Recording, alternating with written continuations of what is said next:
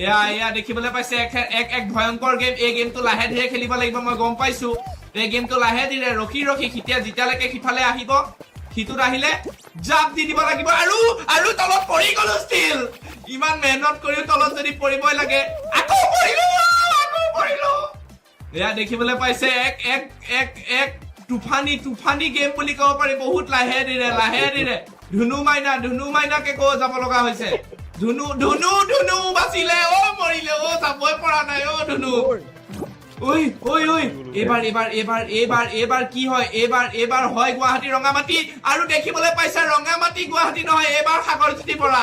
এইবাৰ গুৱাহাটী নহয়, এইবাৰ সাগৰজ্যোতি বৰাই প্ৰথমখন মেটছতে অলপ ভাল পাৰফৰ্মেঞ্চ দেখাব পাইছে। আৰু তেখেততকে আগত অলৰেডি বহুত গুচি গৈছে। তেখেতে পাৰিছে, তেখেতে পাৰিব। তেখেতে আত্মবিশ্বাস ঘূৰি আহিছে। তেখেতে অকমান সময় আৰু প্ৰেক্টিচ কৰি দিলে, এখন গেম মাৰি দিলে তেখেতে পাৰিব। মই জানো অকমান আত্মবিশ্বাস বেছি হৈ গলে ইয়াত বেছি আত্মবিশ্বাসৰ প্ৰয়োজন নাই।